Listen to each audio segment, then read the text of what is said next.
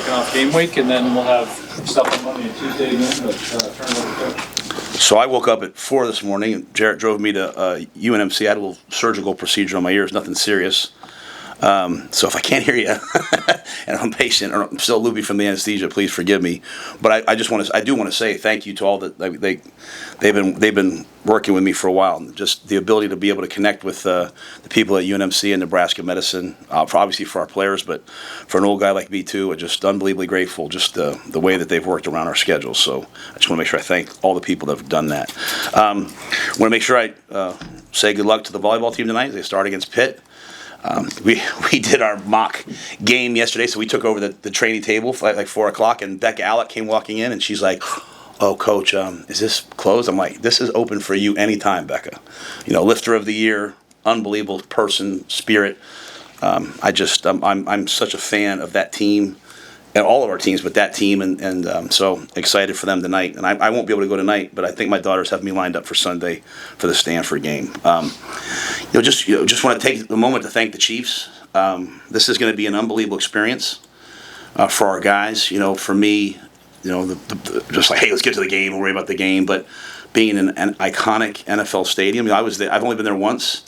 That was during COVID, and so it was the first game that there were fans there. I think there were like, I don't know, somewhere between 5,000 and 15,000 fans. It sounded like 100,000 fans after coaching a bunch of games in front of no one. But and really, I believe they have some of the best grass in the National Football League, and they were really one of the impetuses behind us believing that we could grow grass here. There was sort of a thought of, you can't grow grass practice fields, and it was like, well, how do the Chiefs do it? And so just being able to get out there, Coach Reed's been a mentor, to me. Tammy Reed, his wife, has been a mentor to Julie as she was a young coach's wife. And so, obviously, I don't know that we'll actually necessarily see them. I think Terry Braden has everything lined up. Terry has everything lined up for like a Chiefs reunion. But for us, just to have the chance to do that, playing a great game against Cincinnati, and, for our players, but also for our fans. I know we went to the bowl game, and that was an awesome experience. But I know Christmas time, New York City, not everyone could go be a part of it. So now to turn around and have this experience, I have to thank Troy. Obviously Indianapolis would have been a great opportunity, but coming to Kansas City, I think, is going to be absolutely unbelievable. So great experience for our guys to go to Arrowhead, but also hopefully great experience for our fans. So we're excited. A couple injury updates, if that's okay, before I get started. Gibson Pyle hurt himself last week, had surgery yesterday. He'll be out for the year. Okay, not an ACL, but a knee that just, we're going to have to go in and take care of.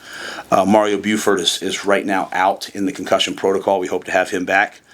Roman Mangini is out right now. He had off-season groin surgery, and so he just, as part of that surgery, sometimes you have some scar tissue move around. He should be back within a couple weeks. Pierce Mooberry out with a hamstring strain. Gabe Moore still out with a hamstring strain. And Vincent Shavers is day-to-day as he's dealing with a kind of a lingering hamstring strain. But if you guys know V9, I wouldn't count him out. So, anything else, Keith, I should cover? That's good. All right, with that, I'll see what questions you guys have. Was your procedure scheduled? Don't worry about me. Okay. Yeah, shoot. Yeah, no. Thank you. You know what? I'm sorry. Thank you. I have like just some pressure issues in my ear or whatever. I don't know. So they had to go in and it was simple. So, but it's been a great excuse sometimes. I'm like, I didn't hear what you said. What did you say? So now I can apparently be able to hear clearly. So I got no excuse. So. Coach, I'm curious about the podcast. How did that kind of get started? It was my idea. I do a lot of podcasts. People ask me, and I'm happy to do them.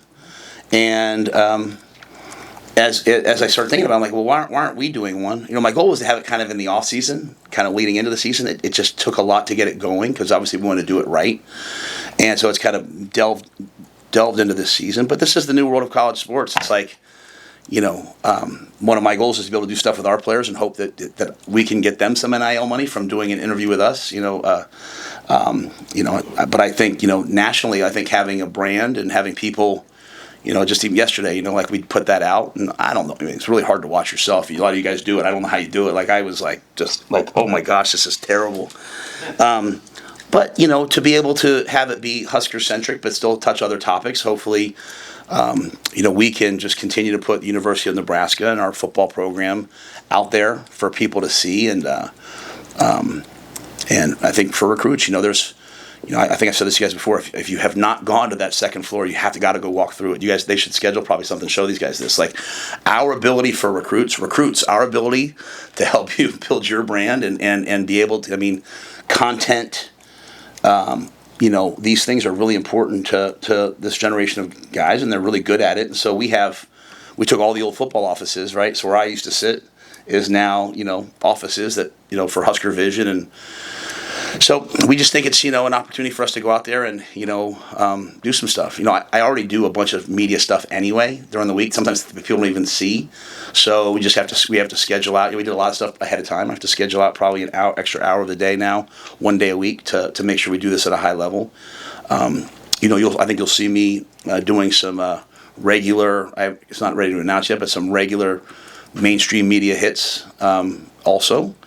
And, again, we have to win on the field. We all get that, right? Like, you have to be relevant on the field. But in a world where it's like, is it the SEC? Is it the Big Ten? Is it this? Is it that? Is Nebraska?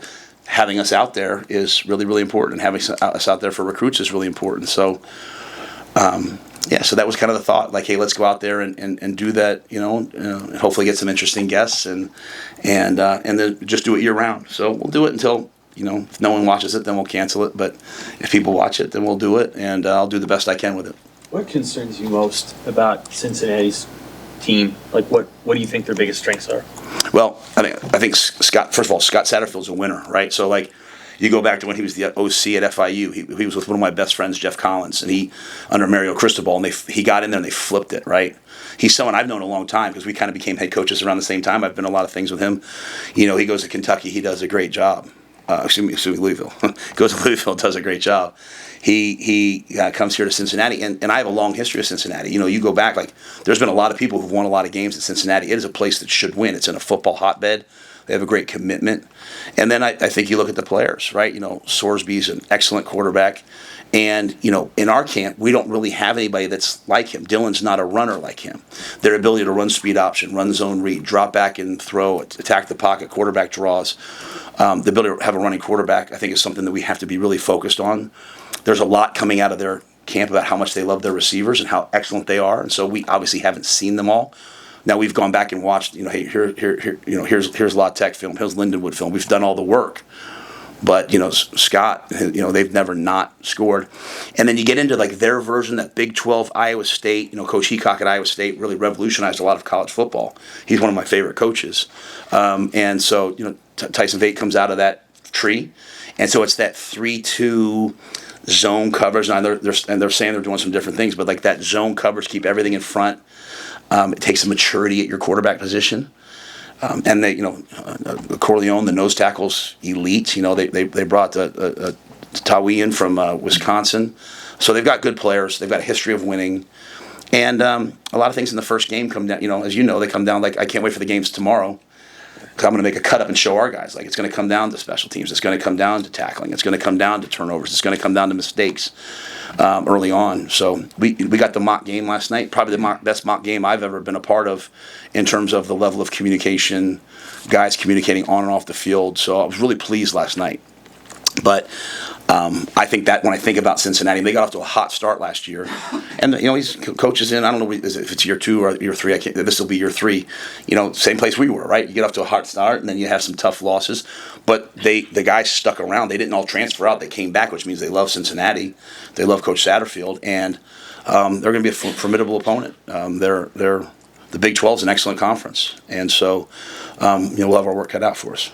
A couple of a couple of names among your more high-profile newcomers and where they landed on the depth chart. I want to ask you about Nwaneri and being atop that position at the end, and then Pritchett also and where he slots at left tackle. Yeah, so Will and Cam are, it might be tomorrow that Cam's the starter, Will's the starter. I think they both we have packages where they're both playing.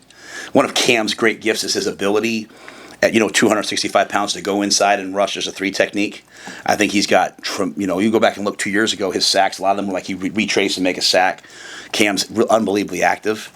Will is, at 265 pounds, we had the spring game and then we test guys that next week, which is probably not, after 5 weeks of our spring, the best time to run. And he was 4.62 at 265 pounds. Like, his ability to come off the edge, speed to power, he is a completely different football player than when he first got here. He's a completely different football player than the spring. And he's getting better and better and better. And he's really been committed to the team and to, doing what the team does. And so, Pritchett, he's not the starter. We haven't announced a starter. But if we played today, he would not be the starter right now. He's still working on it. And I think the one thing I want to make this, I think as I've talked, I think people are extrapolating out that it's like off the field stuff. It's not. It's the performance, right? Like, and he, unbelievably talented, good player, but a lot of false starts, a lot of mistakes. And when you have a quarterback like we have, it's not about the talent, it's about the production and the dependability at that position. If you block the wrong guy, I don't care how talented you are.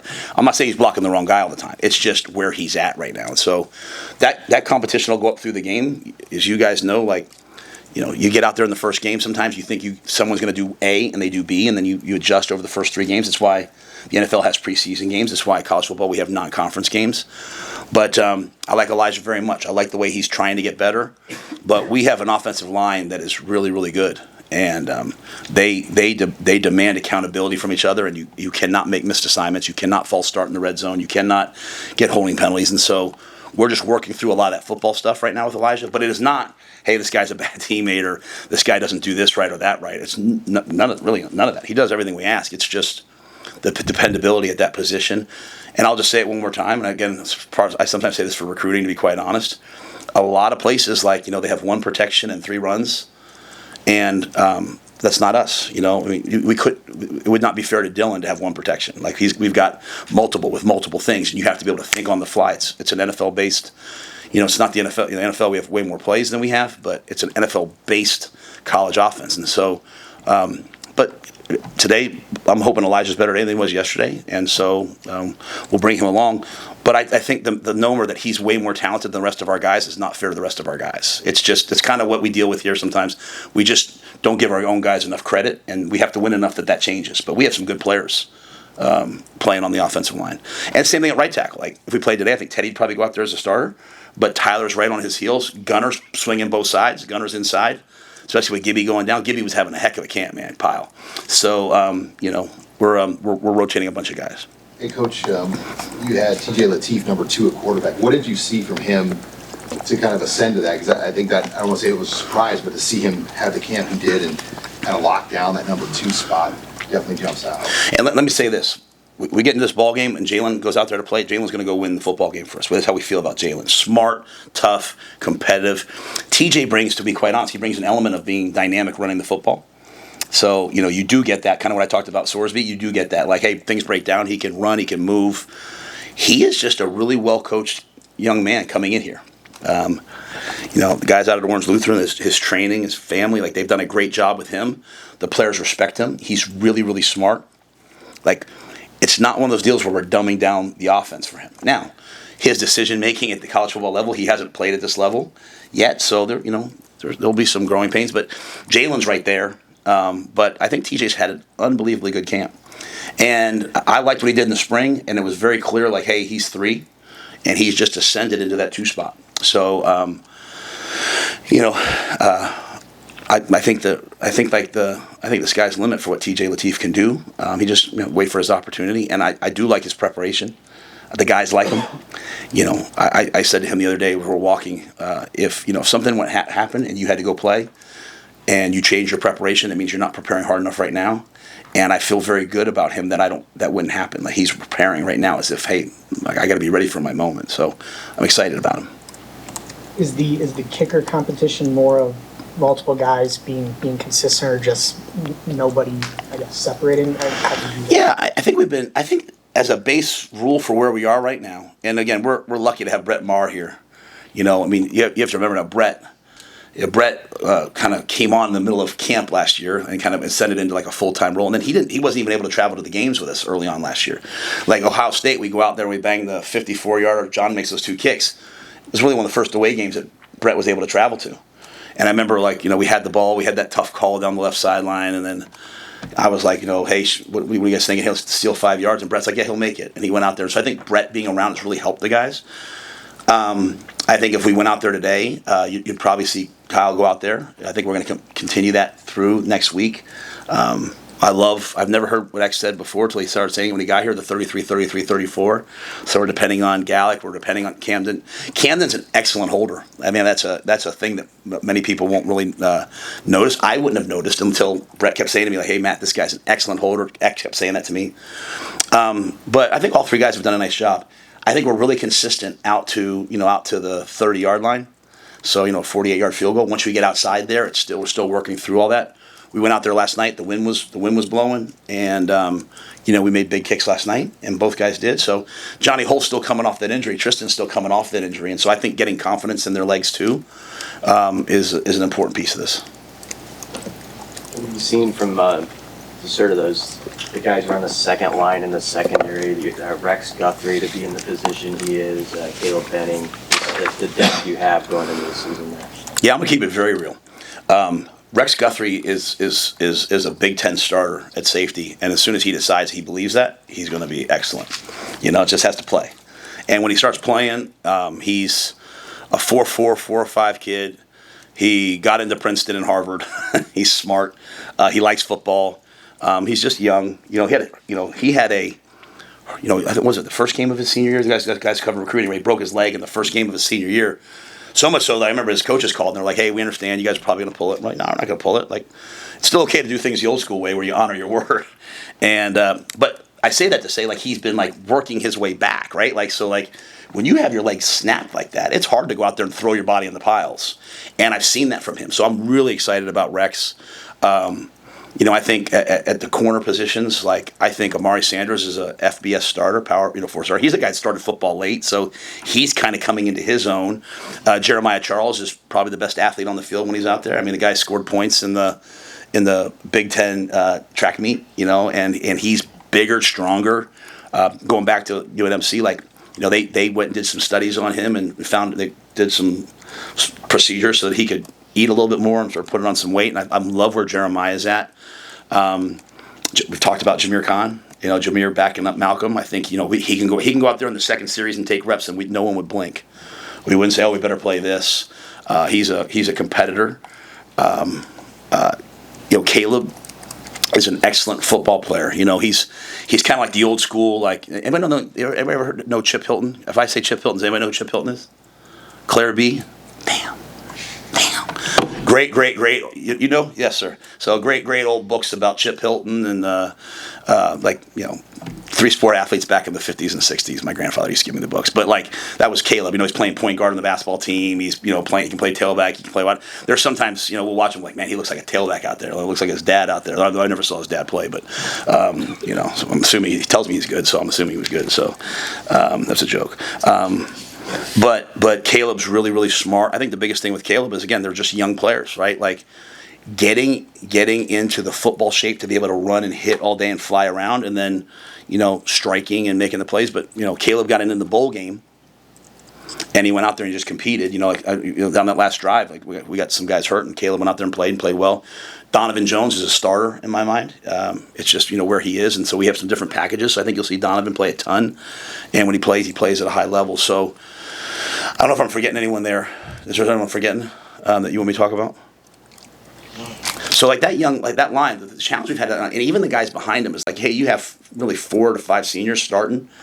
Don't waste this year. Wait, I hope I get a turn. Like, get better for when your time comes, but we'll need them. And but I really like Rex. I really like Caleb. I really like those corners. Jameer, I've talked a lot about. So we feel very confident with them. They just have to play. One of the hard things about the secondary, in my opinion, is there has to be a time when you play corner and you're kind of coming up where you get torched. You get torched. And then you wake up the next day and you're like, I'm okay. All right. We had a kid, Tavion Young, at Temple. We played UCF. Brett Perryman, first-round draft pick, torched him. Ran post corner curl. And Tavion came back the next week and then went on and played 9 years in the NFL because he realized, hey, okay, I can play with confidence. And so that young group, I think that's what they have to do. But we have a great first team, and I think that they're going to play really well. We're significantly better, I think, in terms of the way we're playing, technique-wise, communication in the secondary than we were last year. And I just think it's just the familiarity of them all being kind of year 2 with John. I'm sure that every coach wants to be able to run the ball with just their backs and not necessarily have to use a quarterback in that. Do do you feel like you have the kind of line and the kind of backs that can just go downhill even against a power conference team this early in the season? Yeah, I think when we have to run the football. I mean, I think a lot of it comes down to like what the defense is in, though, right? Like when you go back and look, like I think I heard a stat. I go back and rewatch last year's games. The TV copies a lot. I don't sleep great, so when I can't sleep, I put those on. We had a young lady that went on vacation with us to babysit the girl's son, and she was like, "Why are you watching the Iowa game?" Like she couldn't.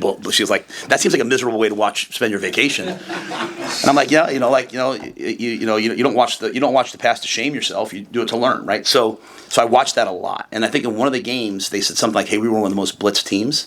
And it was probably because of the lack of balance in terms of, hey, we were really running the football a ton and not throwing it, so you invited a lot of pressure.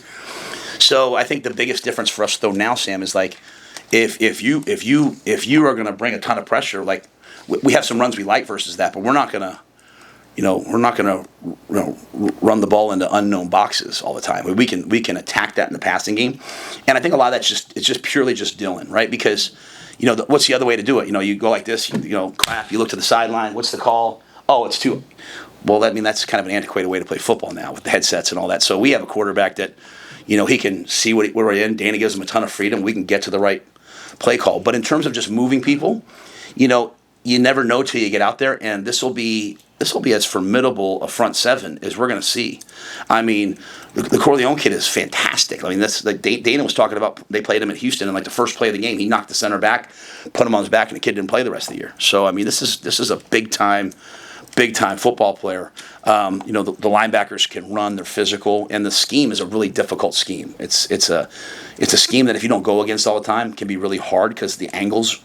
When you play 3-2 and there's a guy behind, like you're zoning this way to go back to a guy this way. It's what we did at Baylor because it's the way to win in the Big 12 in my mind. So, but I do have a lot of confidence in our offensive line.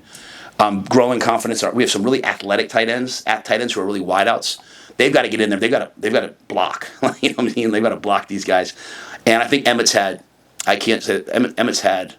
a breakthrough in camp, I believe. I think Emmett's taken a huge step in terms of just lining up and running the football. And I like the other backs. You talked in your conversation with John Gordon about self-improvement and that journey that you've been on this offseason. How much of that and in what ways is it meant for your players to see and to use as an example in their own lives? I think one of the ways to connect to this generation of young people is to talk a lot about your imperfections because they live in a world of perfect. And I said it earlier, it's from a book, Hidden Potential, that I've been reading by Adam Grant, but it's like he talks about perfectionism, and there's like three things, it says not to be a perfectionist, and basically what it says is like, you don't study your mistakes to shame your past self. You do it to educate your future self. And so I think taking on that growth mindset, that that white belt mentality, as they say, that there's all these different words of saying it, is really important. And so I think when our coaches all get up and speak, they quite often speak a lot about their failures in their past, because it's really the key for our guys. It's like, hey, every failure brings you closer to success.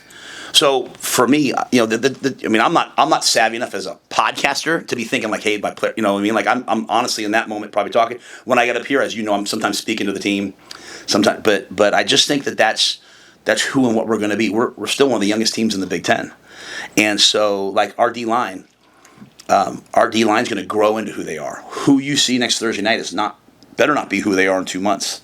And so there's going to be a lot of like, hey, I learned from this, I grow from this, I learn from this, I grow from this.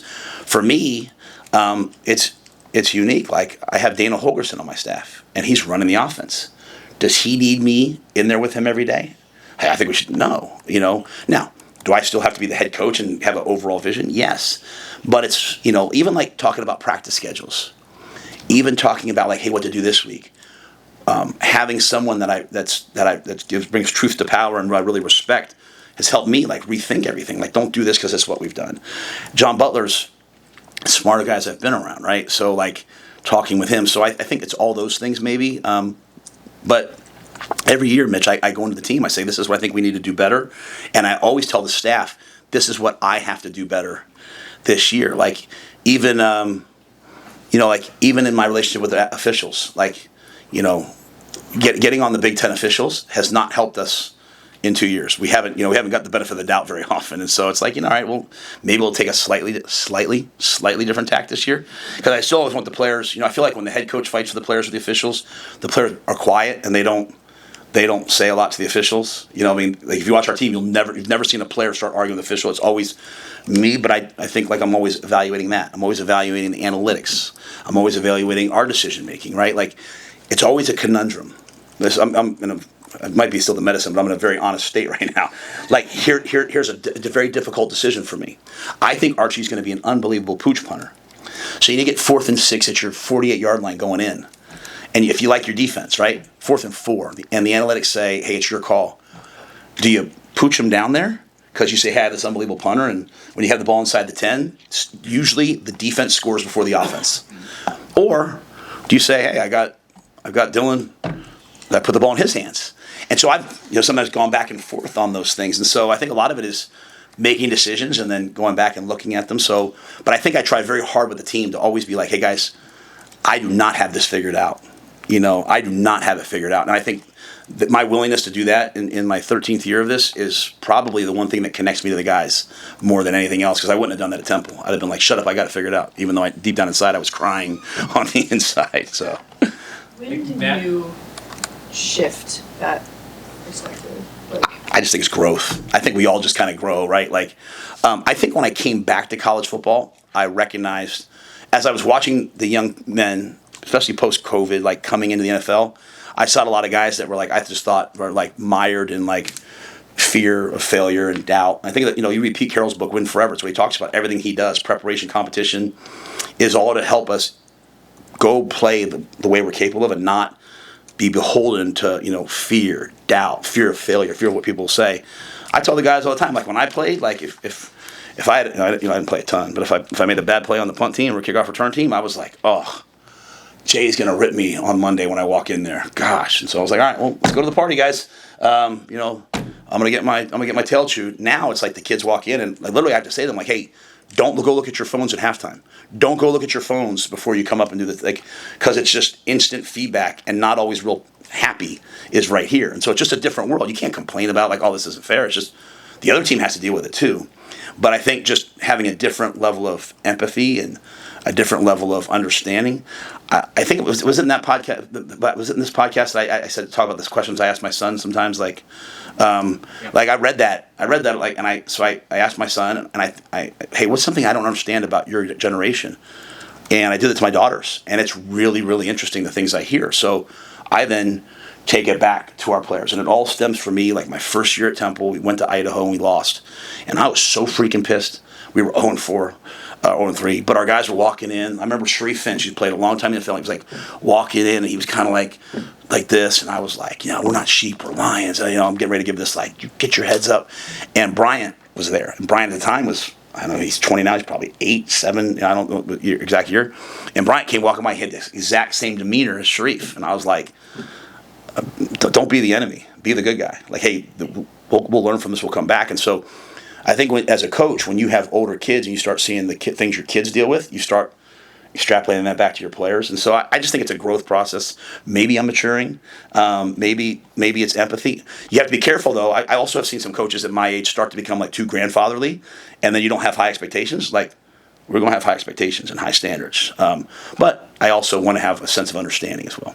Matt, you talked to Coach Darlington. That was great. And he mentioned that his guys were always expecting to win. Where are your guys at in that? Or do you not know until Thursday? Where are you at with that mindset with the team? Yeah,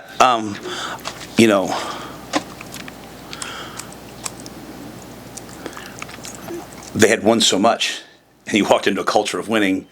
That's like the difference between like winning programs and losing programs, once you get the talent close and all that, a lot of times is that mentality, right?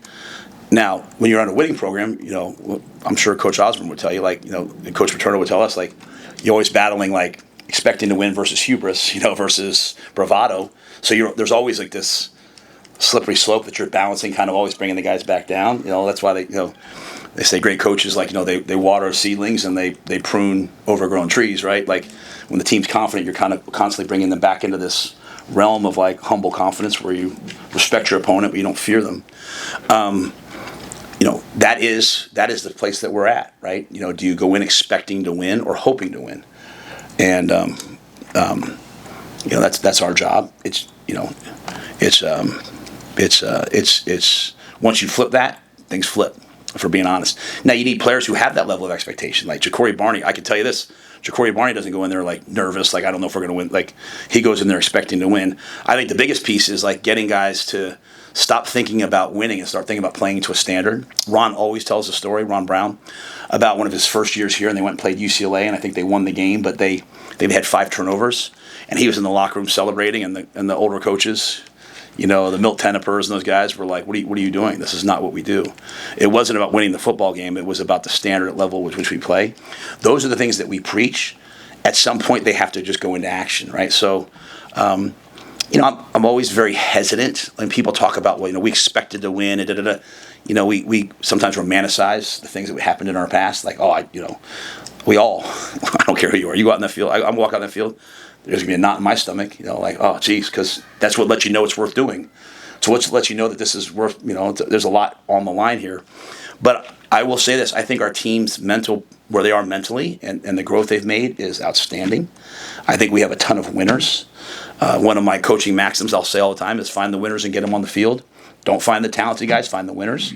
I stole that, I think, from like Vince Lombardi's, for full disclosure, or Newt Rockne, one of the great coaches. But I do believe that. So like you put a guy like Dylan out there, he always expects to win, and then it's about dealing with the frustration when things aren't going well. I go back, last year, 13-6 against Ohio State. It was like a Baptist revival in the locker room. They were so excited. 13-7 against UCLA, and it was like a morgue. And I know I can't pull them out of that. That's not my job. And that's their job, right? And as crazy as that sounds, I trained them all year to be prepared for hard things. Now I got to trust the training. And so I'm very happy, though, with where we are. I'm very happy with the way that they've approached things. Like we invited the band out yesterday in the middle of our mock game to start playing. And they were awesome. And like our guys ran over, and they're like dancing and singing, and Ja'Cory's screaming, "Go Big Red!" And then one song's over, and they sprint back to the sideline. They're like, "Wait for them." And I was like, "No, keep having fun." So like their minds are right. It's just got to get in the games. You got to live with the highs and lows. And who are we going to be when we're down 17 in the fourth quarter? The great teams, they have a smile on their face, and they say, "Let's go win the ball game." And that's where we're working towards. Maybe it's because of Gibson Powell's injury, but what have you seen from Grant Brix and him maybe backing up Rocco right now at right guard? Yeah, Grant's grinding. He's working. He's developing. He's an amazing character. In terms of his integrity. He got hurt at the end of spring and had to have a little summer procedure on his knee. So that not limited him, but like he had to overcome that. But yeah, he's in the 2 deep, and he can play tackle. He can play guard. He's big. He's powerful. He's strong. He is another example of exactly what I just said. Just got to get in some ball games, play, and have some confidence because he's got all the tools and all the character to go do it. I'd say the same thing for like Preston, Tamua. Like they both have the talent to do it. They just got to go out and play. You guys actually, I think in the 2 years you've been here, you haven't faced a lot of running quarterbacks. Not that Sorsby can't throw, he can't. But you have to refresh your defense on like the keys when it comes to guys that could pull it 15 times if they want to. Yeah, that's a great question. I think there's 2 components to that. Number one, it's the pocket discipline. Like you go back to UCLA last year, like we bring a blitz, we come free, we miss the tackle, and the quarterback from UCLA runs for like 60 yards, right? So those are things we talk about all the time. And I think Dylan's commitment to running, and I talked a little bit about TJ, they see a lot of that. But when you're playing man or you're playing like a match quarters, everyone's back on defenses facing the receivers. They're not looking at the quarterback. So if he gets out the offense past the D line, so we're always working on what we call level rush, getting to level the quarterback, coming back underneath, red zone, keeping the quarterback in the pocket. So I'd be very disappointed if we don't do that. In college football, what you see very different than the NFL. Something Terry's had to learn is a lot of quarterbacks drop back and then they roll to their right real quick so they can see the field. So we talk a lot about that.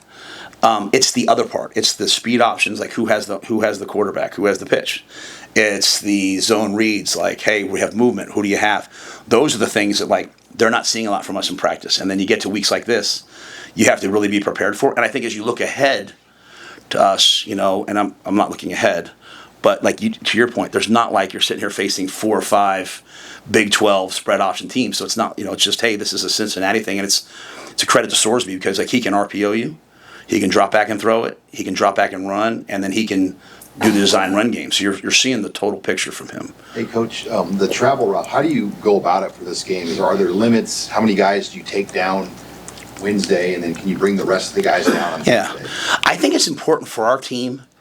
I think one of the things sometimes we do is like we try to make, it's just we make a mistake we can make is try to make everyone feel good.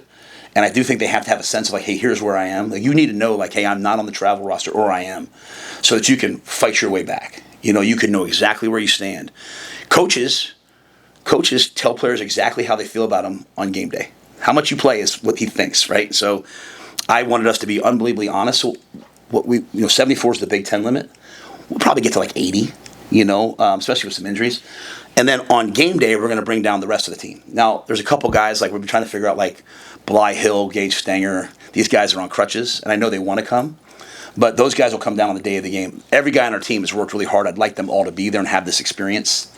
But we will take down like between 74 and 80 as part of the travel roster. I want this to be this is a business trip. Right? This is a big time, preseason football game. So we got to play at a high level. With the offensive line, a couple of the guys throughout the camp have come in here and talked about their goals to win the Joe Moore Award and all that. How have you sort of seen them approach a chance to maybe announce themselves right out of the gate against a Big 12 defensive line? Yeah, I want them to have high goals. If you're on an offensive line, you don't win the Joe Moore Award. If you're a punt returner, you don't want to win the Blitnikoff. If you don't want to, not the Blitnikoff. If you don't want to win the Jet Award, if you don't want to, if you're a receiver, you don't want to win the Blitnikoff. Then what are you doing, right? You're supposed to have high expectations. To me, it's really about the execution. Ideas are easy. Execution's everything. I get very nervous, from being honest, when they start talking about announcing themselves. And that's very much a thing nowadays. It's like, just play well. I want to win the game, but it's not about the score. It's like when I get on that, we're busting down and we're flying back. When I get on that plane and I take the iPad out and I watch the tape, I want to see what I see in practice. You know what I'm saying? I want to see the same technique. I want to see the same attention to detail. I don't want to see guys doing new things. I don't want to see guys coming out wearing a special shirt, a special streamer. It's game day. I got to do it. No, that's exactly what's wrong. Like, the first play is as important as the 50th play. Tuesday practice is as important as the plays on the game because when you start doing other things, But I think we have to play well. It's at the end of the day, we think we're a good team, so we have to play like a good team. You know what I'm saying? That's my message to the guys. I think we're pretty damn good, so go play good. You're playing an excellent team. Cincinnati's a Power 4 bowl caliber team. Go play well and compete against them, and then you make your biggest jump from week 1 to week 2. But otherwise it's just all hollow words. You know what I'm saying? Hey, we think we're going to be good here, and if we're not good there, but there's a dose of reality that we'll all figure out. Hey, we thought we were going to be better at this, better at that, and we'll come back in after this game. That's why I love it being on a Thursday, to be quite honest. And you just start to dissect. Hey, where are we moving forward? But really, I've encouraged the guys, we have 12 one-week missions to attack each mission, attack each game, and not think about the games before, the games after, not think about my personal brand, how I look. That stuff's all fine the rest of the day, but out in the field, let's attack it. But I think the one thing I will say for our offensive line is we're having a chance to go against a difficult front and really talented players up front, big, powerful men. And so we're a lighter defensive front. We're a movement, explosive front. We'll be facing 350-pound guys. And so this will be a challenge that we haven't seen, and it'll be good for us as you look ahead to some of the teams that we'll face in the Big Ten as well. I got time. I might as well get done because what's that? Oh, you want me to? No, I was just saying, he said last one. I'll say, I got nothing to do. You had mentioned Peacock, and obviously there's defensive coordinators that have really good systems, and it's just what they do. It feels like Butler is more on the other end of the spectrum, where he can kind of do anything, and maybe you appreciate his ability to be versatile and maybe even exotic in some of his play calls. What have you seen from him? Not necessarily specific play calls, but what have you seen from him in the last 9 months that excites you for what may come? Yeah, I probably still told this story before, but this was a really hard decision for me because I wanted to make the right decision, right? And I was so blessed to have Phil with me for so many years, and then when Phil didn't want to come be the D coordinator here, he wanted to kind of semi-retire, which we saw how that went. But and then I hired Tony, and I thought Tony did a great job.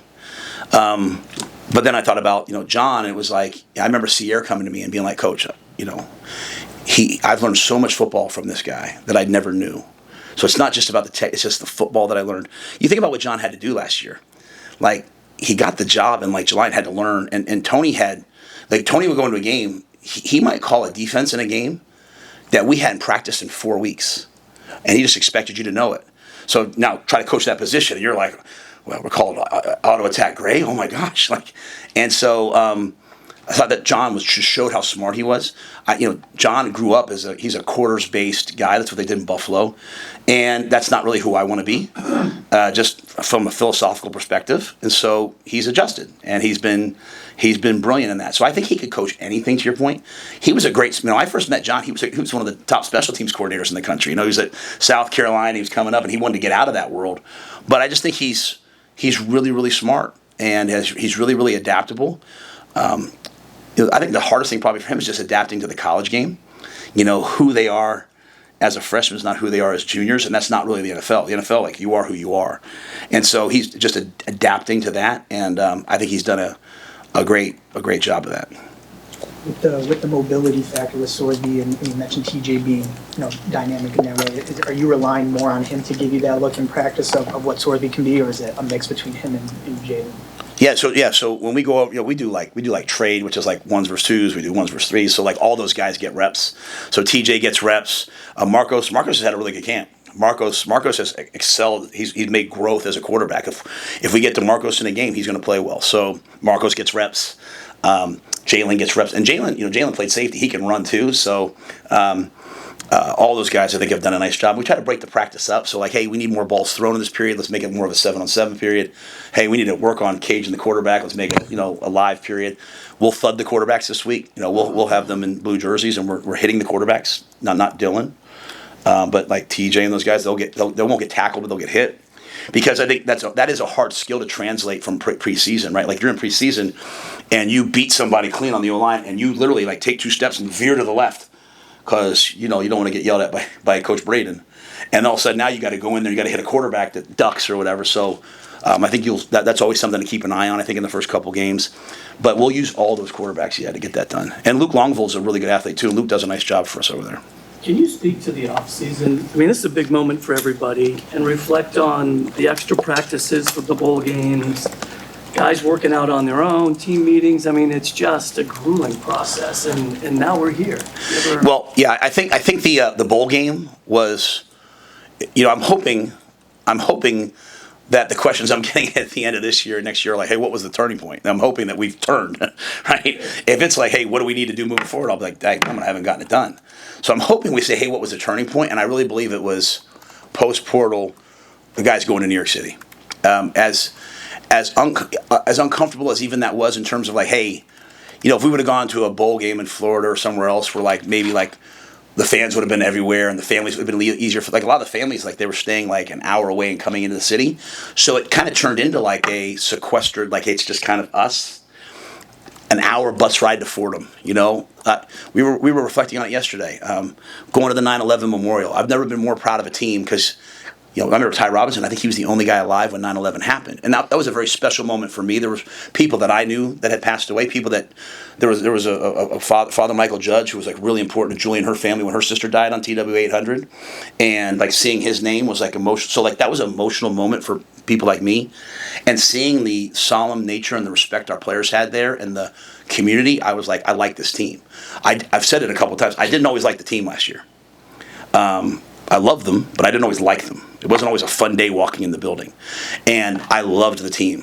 Susan, I remember her telling me, like, being on the sidelines at the bowl game, right before they came back.